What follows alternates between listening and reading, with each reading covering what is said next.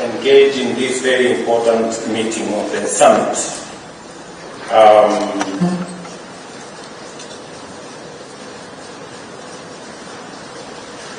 I thank you for taking time to participate in this very important summit.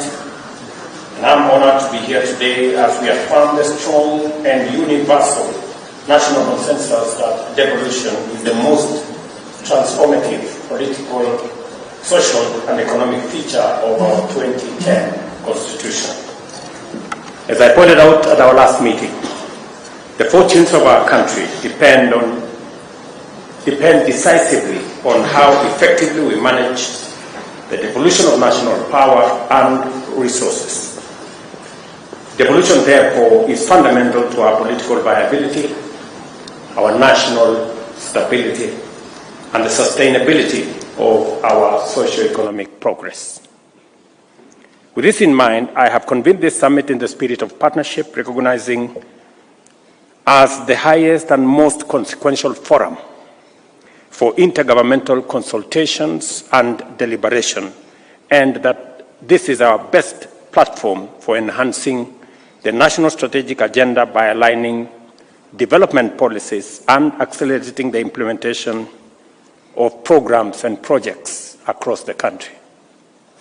Over the past 2 years, we have achieved commendable strategic alignment on 3 key national priorities: achieving food security while lowering the cost of living, creating jobs for our youth on a more ambitious scale, and making deliberate investments in critical sectors to drive rapid, inclusive economic growth that uplifts everyone from the bottom up and leaving nobody behind. To achieve these goals, we agreed to collaborate in supporting strategic programs in agriculture and food security, affordable housing, micro, small, and medium enterprises and manufacturing, universal health coverage, and the adoption of digital technology. I am encouraged by the dedication and commitment demonstrated by county governments and governors in particular in implementing these initiatives. As a result, we have delivered and continue to deliver tangible progress in various crucial sectors.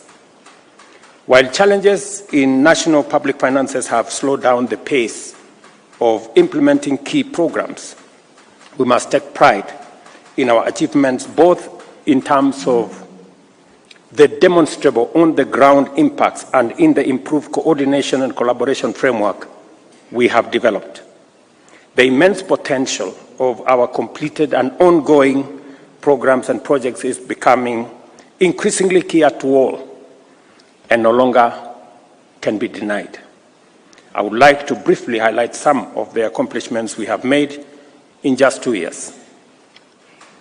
By distributing 7 million bags of subsidized fertilizer to farmers, we have significantly increased food production, moving closer to sustainable food security and manageable costs of living.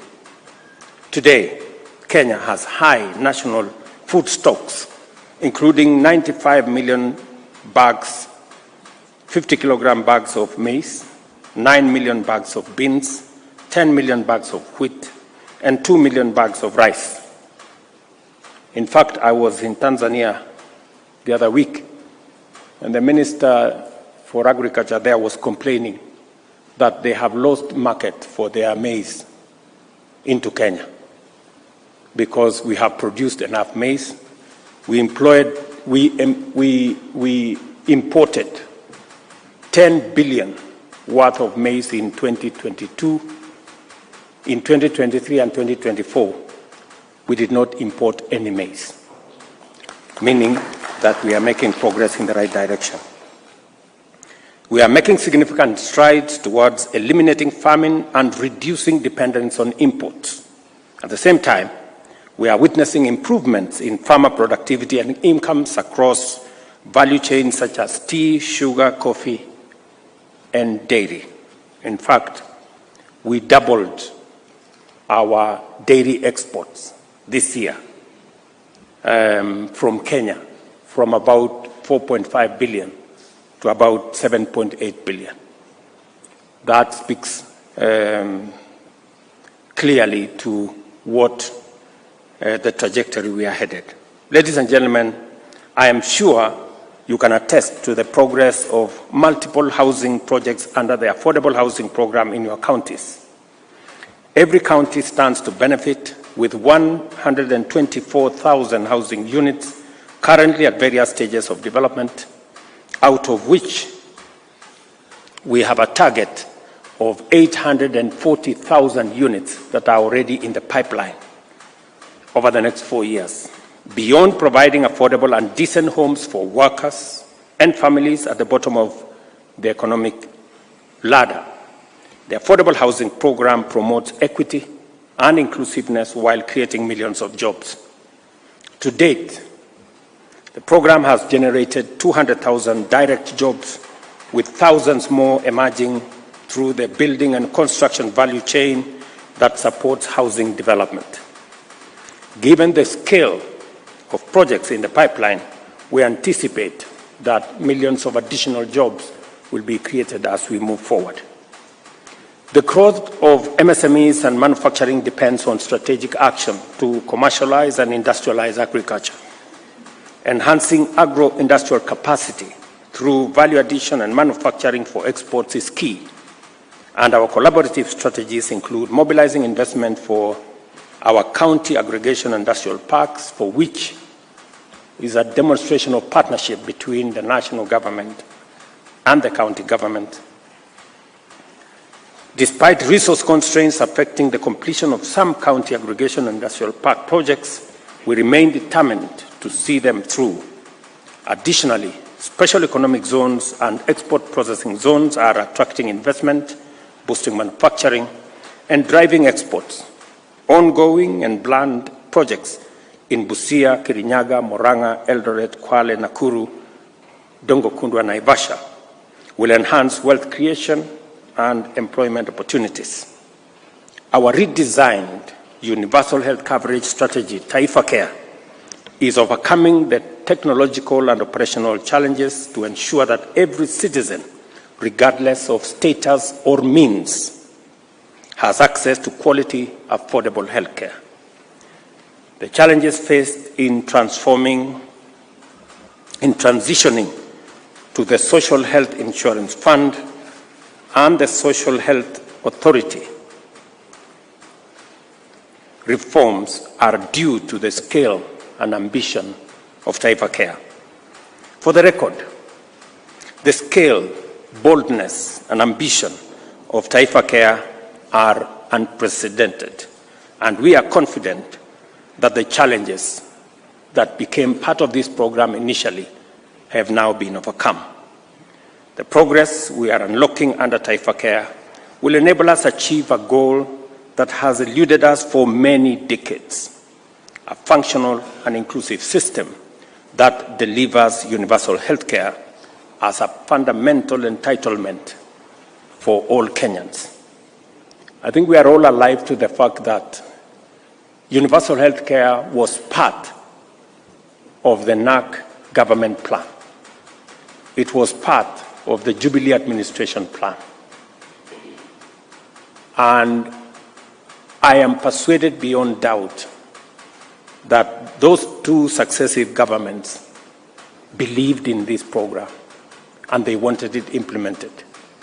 It just happens to be that fate has conspired that we are the people to implement it. And I want to tell you that we will, and we will succeed. I can already see progress that has been made.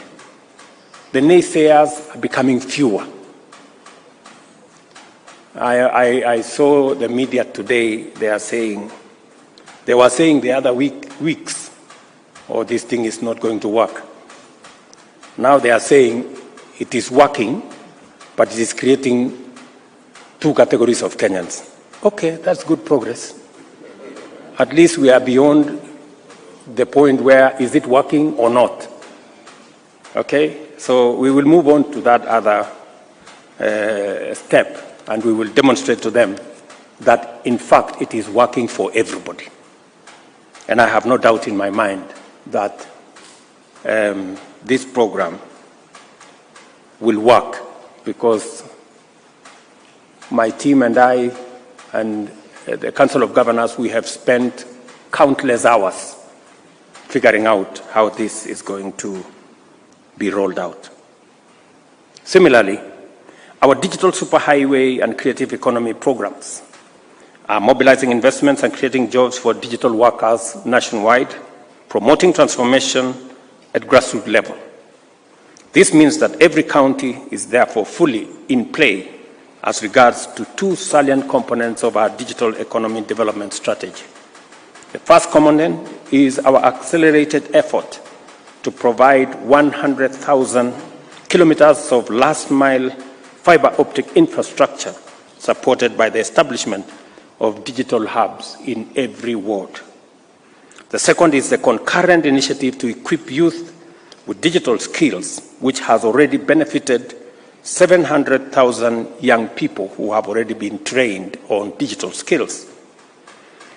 Education and training and skill development are being delivered through the Ajira and Jitume programs in learning institutions, including in Tibet, and constituency innovation hubs across the country. Thanks to these interventions, more than 180,000 young people have secured jobs online. We project that within 2 to 3 years, this program will have the capacity to generate over 1 million digital jobs. I wish to state that I acknowledge your concerns regarding the disruptions caused by delay in disbursing funds to county governments. The intermittent flow of resources, especially conditional grants and development funds, has undermined the ability of county governments to effectively support the implementation of strategic national programs and complementary county projects. It is deeply regrettable that our overall development and service delivery outcomes would likely have been much more different under a more favorable fiscal environment. I appreciate your understanding that due to unavoidable internal and external factors, our recent periods has been marked by exceptionally challenging macroeconomic and public finance volatility, compounded by the severe socio-political challenges experienced earlier this year. Nevertheless, I urge you to focus on the silver lining. Through determined effort, we have stabilized the economy. As a result, inflation has reached a historic low of 2.8 this month. Our currency is strong, and our foreign exchange reserves are robust. We are beginning to see the coming down of interest rates. Consistently over the last 6 months, our fuel products have come down, including yesterday by about 4 shillings, and we are making progress in the right direction. In other words, the conditions are now in place for us to achieve a stronger economic outlook and maintain consistency in disbursement of allocated revenues. I am informed by John Buddy that today he will be releasing the monies for last month.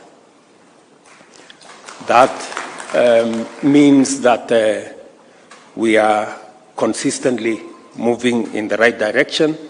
As and when the situation improves, we want to be consistent as we support counties to discharge their responsibility.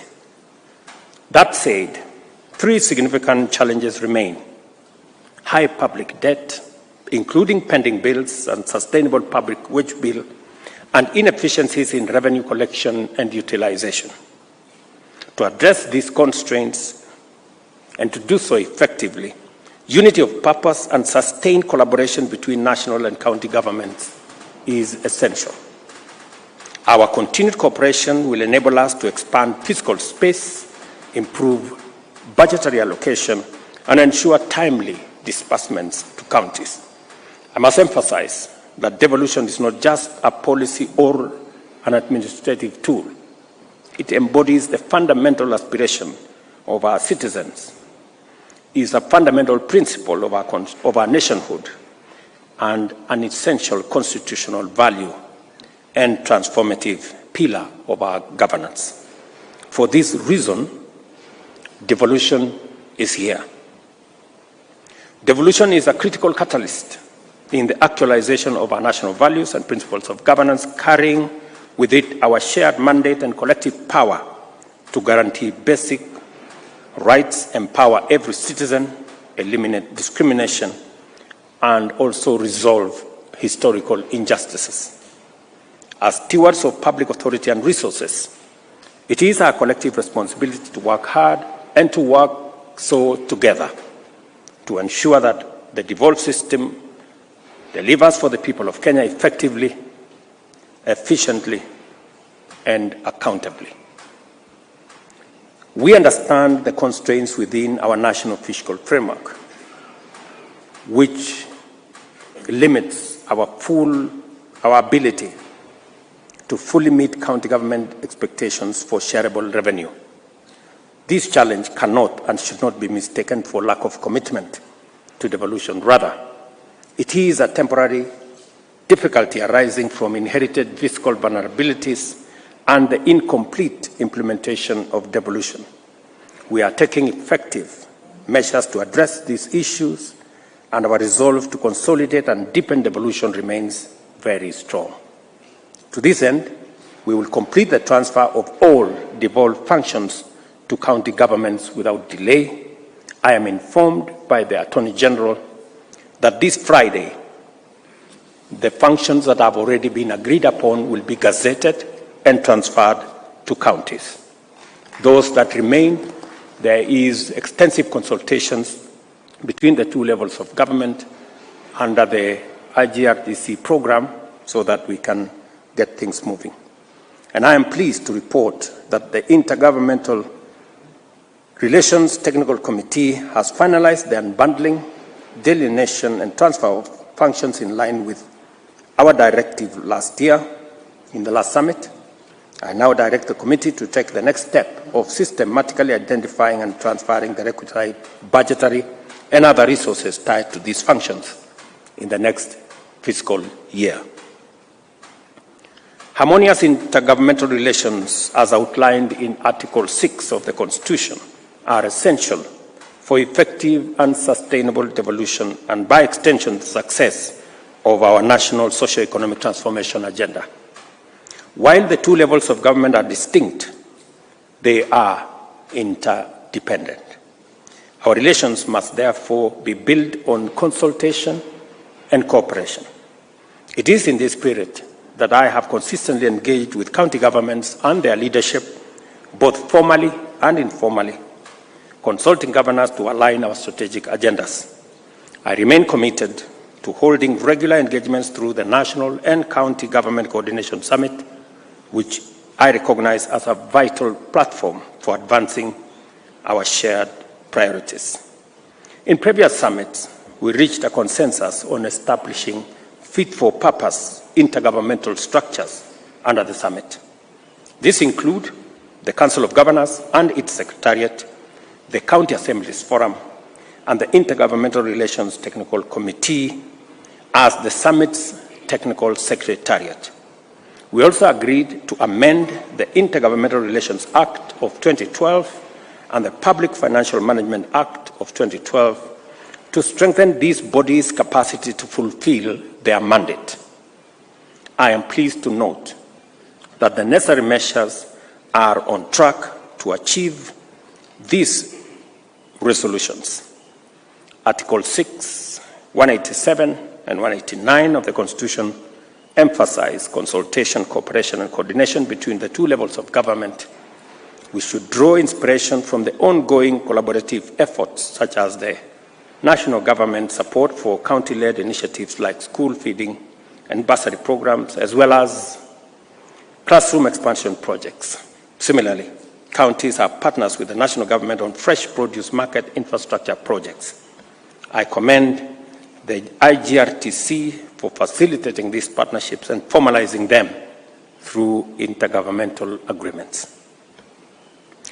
In line with the Constitution, ladies and gentlemen, and the Intergovernmental Relations Act, I urge all ministries, departments, and agencies at both levels of government to hasten the dispute resolution processes by taking advantage of alternative resolution mechanisms.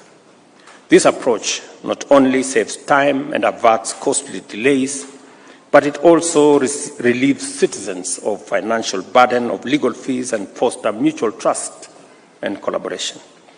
I'm encouraged to note that many disputes are now being referred to IGRTC for resolution, and I applaud their efforts in preventing disagreements from escalating into disputes. Finally, as leaders, and speaking from where I sit, it is important for us to know that this is the highest decision-making body of the government of Kenya. And all of us, ladies and gentlemen, we must be focused not on the popularity of any one of us, but on the transformation of the country. Not on what politics can do, but what leadership can achieve. And we must be focused not on us as leaders, we must be focused on the people that put us in authority. That way, we can do it better, we can do it together, and we can take the country moving forward. I thank each one of you once again for participating in this summit and commend IGRDC for its efforts in organizing this event. I wish you insightful discussions, successful engagements, and productive debate. And as I look forward to engaging with the outcomes of this summit, together, let us work hard to fulfill our respective roles in ensuring that devolution delivers for the people of Kenya. I thank you.